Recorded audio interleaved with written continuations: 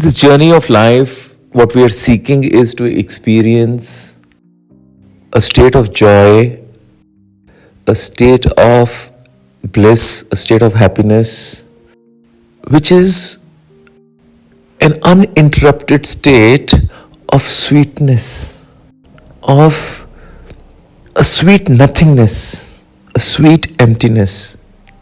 It is not a happiness which is bursting out. It is not an extreme state of excitement. It is a state of a very sweet joy in your heart, which just is, which is not an exaggerated or an extreme state, it's a steady state. And when you come in touch with that, which is actually the flow of nectar that the Vedas talk about, which is inside each one of us. It is the very essence of the spirit. It is the very essence of our soul. And this is what everybody is in search of. This is what even the deer is looking for. This is what all of us are wanting to see. And this is what the Vedas called Ananda. When you know the truth, when you are in awareness of this truth, when you are aware of this consciousness, then that brings you the joy, that brings you the Ananda. It is that, and it is a perennial source. It's a source that is always there. It is welling in you. And you don't have to close your eyes. You don't have to sit in any posture. You don't have to go anywhere in the mountain or a forest or a quiet place to access it. Once you come in touch with it, it just flows through you.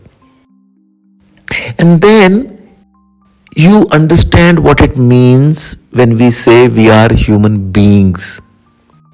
In the very essence of your beingness lies this nectar, this Ananda. And then when you are in that flow, when you are in that experience, everything starts flowing through you. And then all doership ceases. We actually never do anything. We are effortlessly expressing our beingness. Everything that we do is an expression of our inherent state of this awareness, this experience, which results in this sweet joy. And therefore, all the work that you will do, all the actions that you perform, cease to be heavy, cease to be tough. Whenever there is doership, whenever there is a sense of I, whenever there is a sense of effort, whenever there is a sense of I am doing something, there will always be a heaviness. And because of that heaviness, either we will avoid doing things, we will procrastinate, we will try to, keep it till the end, or when we do it, we will feel tired, we will feel unhappy, we will feel anxious. But when you reach that state where you are experiencing this joy, and whatever you will do, even the most mundane stuff that you will do, will be an expression of that joy. And you will not feel tired at all. You will be singing and dancing through everything. The little chores of the house, of washing your utensils, of cleaning your house, ironing your clothes, doing your laundry, cooking your food, even that brings you that joy. Because the joy is not in the activity, the joy is in you. And when it is in you, and when you are in touch with it, everything you will do will become joyful. And that is what we have to learn, and that is what we have to experience. And when we have experienced that, and when we are in that state, and we keep holding on to that, it is infectious. Without your knowing it, it starts to reach to all the others who are interacting with you. And even those who may not be physically close to you, may be somewhere else, will energetically start to experience you. That is how it spreads. And that is how the energy of our soul, of our existence, of our source, which we call as the Atman, which we call as the spirit, which we call as the consciousness, starts to interact with the universal source, the universal consciousness. Okay? And they start to interact with each other. They start to get connected with each other. And therefore, whatever is in the universal source starts to come, and you are able to tap into it, and you are able to experience that.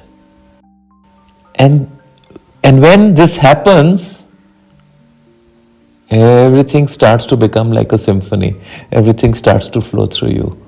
And even though in your physical circumstances, because you live in a physical universe, you are on a planet Earth, and which has physical laws. Because of the operation of the physical laws and the laws of karma and the other laws, events and situations will keep altering around you. Challenges will come. They will find you. Even when you are sitting in a forest, they will find you. Because that is the law of the phenomenal world. They will come. But since you hold the joy in your heart, since you are in your beingness, you will be able to deal with every challenge and every situation which will seem like a song and dance to you, because your heart is now singing, your heart is dancing. It's full of that joy. And so therefore, you will start to see that everything which was so tough to negotiate, because you were in the mind, you were not in this sweet flow of love, now suddenly seems so simple and seems so beautiful. And this is what we call as awakening to the truth of yourself, awakening to the experience of the essence of your soul. And that's what life is about. And as you keep living, you keep inspiring, and you keep spreading your light. And whatever you do, even the most mundane stuff that you will do, will reach out to where it needs to reach.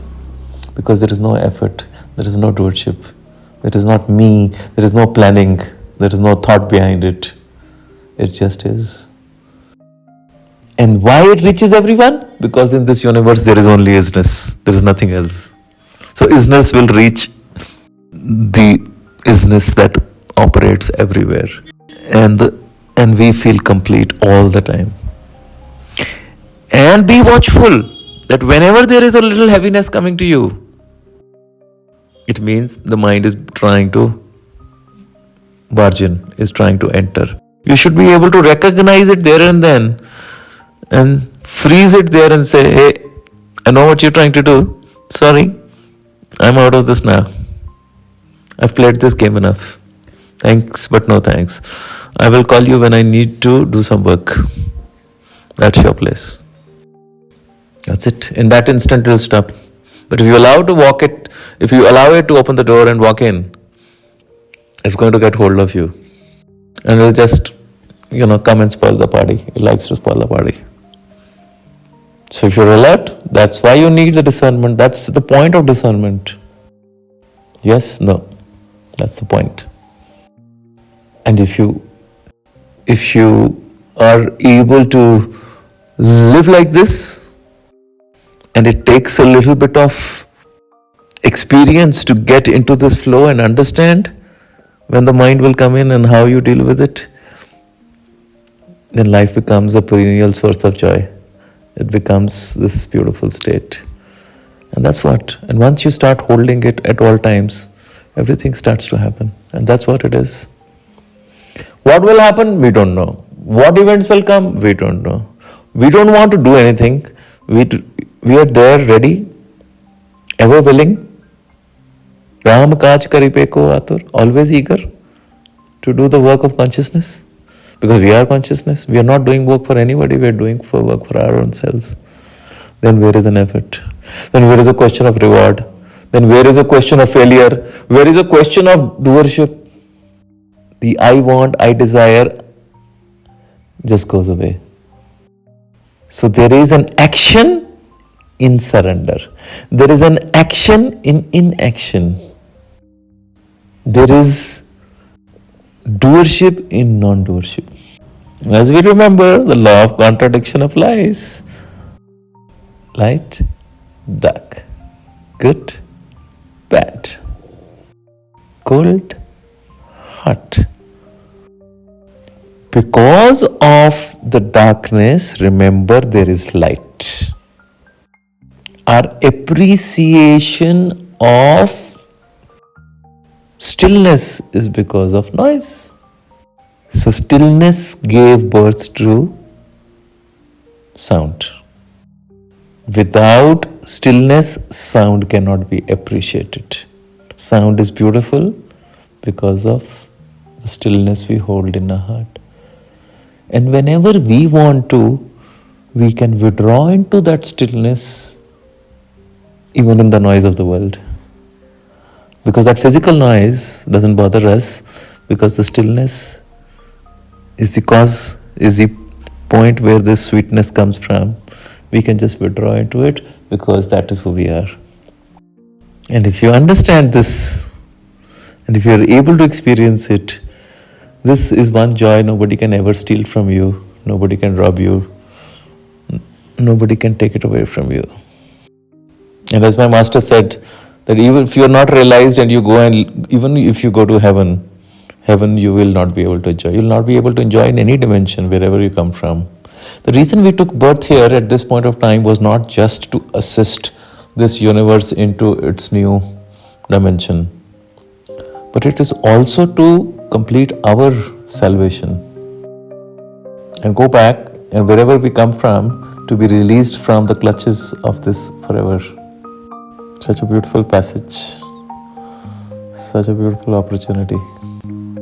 This was the special one I had kept for you.